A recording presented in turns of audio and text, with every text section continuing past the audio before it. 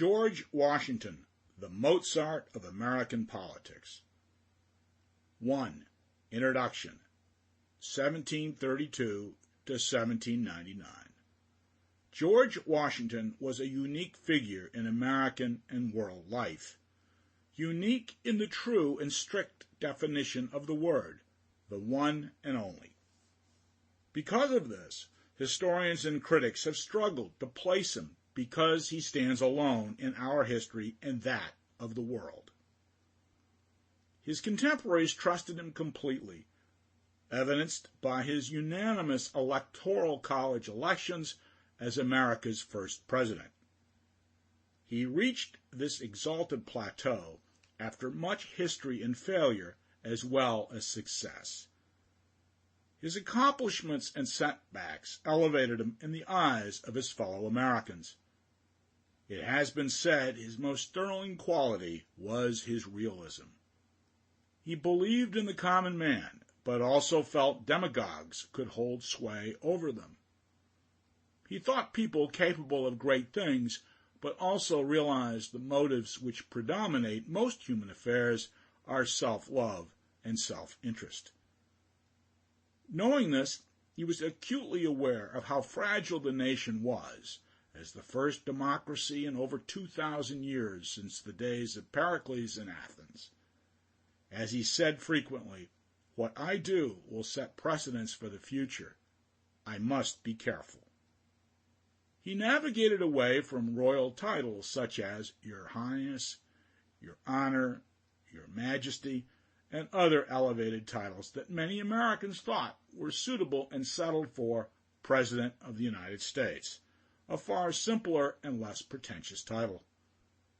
Consider that ever since, when revolutions occurred, the first things many initially elected leaders do in new democracies is to consolidate their power, seize more, and seek long-term privileges for themselves and their family, with no sense of term limits or what is good for their new country.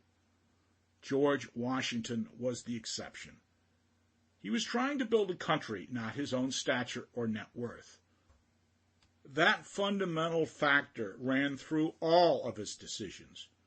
He was not a professional politician any more than his contemporaries were, but his first objective was to build a nation, not an ideology, and that, coupled with his other virtues, led to his being so universally appreciated.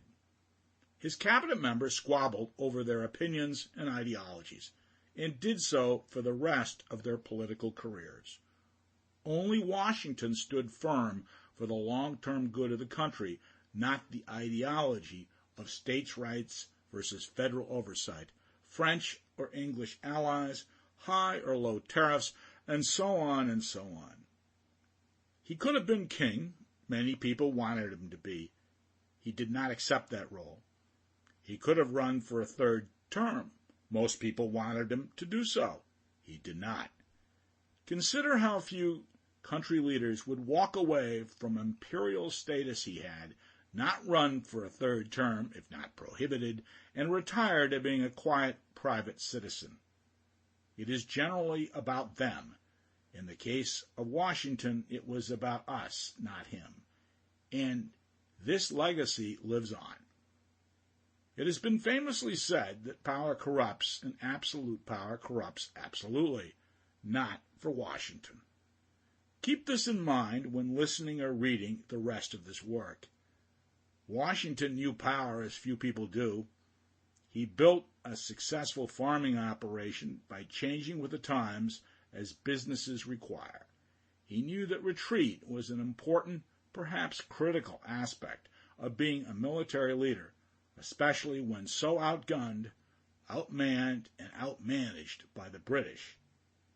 He recognized that this new government startup, the United States of America, needed a solid core, something best done brick by brick rather than in one big showy action or with ideological fervor. As has been said about businesses, deals are glamorous, it is the work that follows that is hard. That's what Washington knew. Sample complete. Ready to continue?